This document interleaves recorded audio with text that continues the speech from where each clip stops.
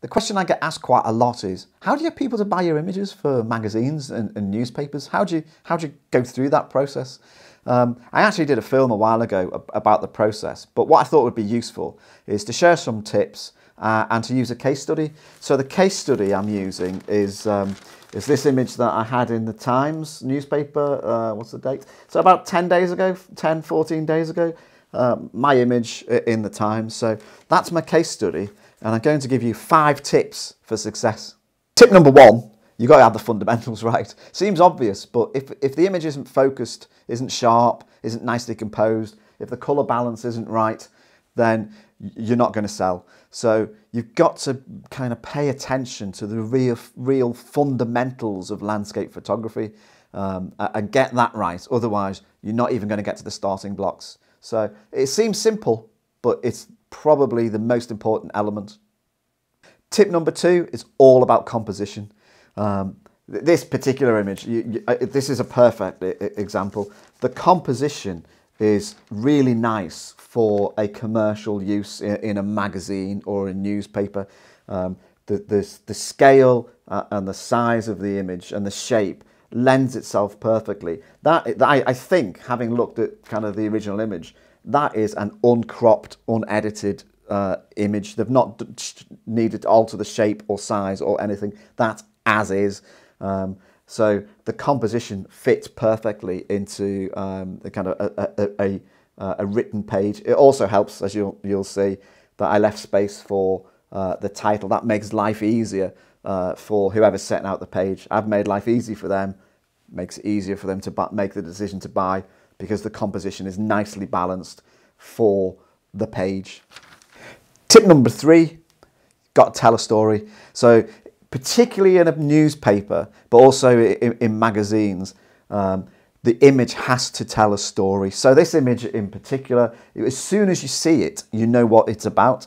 You can see that, you know, the way I'm dressed, the way I'm stood, it's a guy who's out hiking, walking, out in the hills, has been out for a day and has stopped to admire the beautiful view. You don't need any of the text in the image to know what that picture is about. The image itself tells a story, and that makes life for the newspaper really easy, because they're trying to sell the story to people. So as soon as someone opened that page, happened to be page 3 of the Times, as soon as someone opened that, without reading any of the text, they look at the picture and think, oh, this is a story about hill walking or outdoor pursuits, or, you know, just being out in nature. As soon as they see that, because the image tells that story nicely. So it's done half the job already, because it's got people interested in understanding and reading what the story is about and kind of ready to go. So that's really important. Try and create images that tell a story. Tip number 4, and I mentioned this in the original film when I shot this image, is the colour.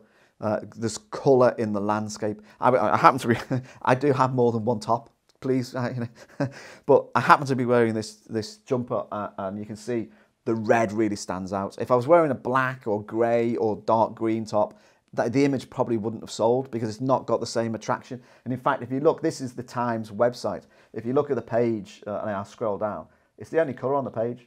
The page is more or less monochrome. It's all black and white, apart from a kind of little bit, but it's actually the red that stands out. So it's the red of my jumper that makes the image attractive and kind of sellable. So if you're ever taking images of people in a landscape, try and make sure they're wearing colourful outdoor type clothing, because it makes it much more commercial. Tip number 5, and I have to admit there's an element of luck in tip number 5, is that the image chimed with a story that was out at the time. The story happened to be about Britain's most popular destinations for walking, and it's the Edale Valley. So I had no idea that story was coming up. So it was lucky for me that image came up then, and that story came up then, and the image matched the story. So there's that element of luck. However, when I was taking the image, and if you look back to the film, I did talk about creating a commercial image, because I knew, experience tells me, that Edale is popular, Kinder Scout is popular. Peak District is popular for walkers. So if I create an image of a walker in Edale, I'm improving my chances of selling that image at some point in the future. I didn't know it was going to be 3 weeks after I took the image, but I did think at some point in the future, someone might find that image and think, there's an image that's about that particular place. And you know, it's the previous 4 tips I've talked about all come together to create an image that says, there's an image that we want because it's telling our story.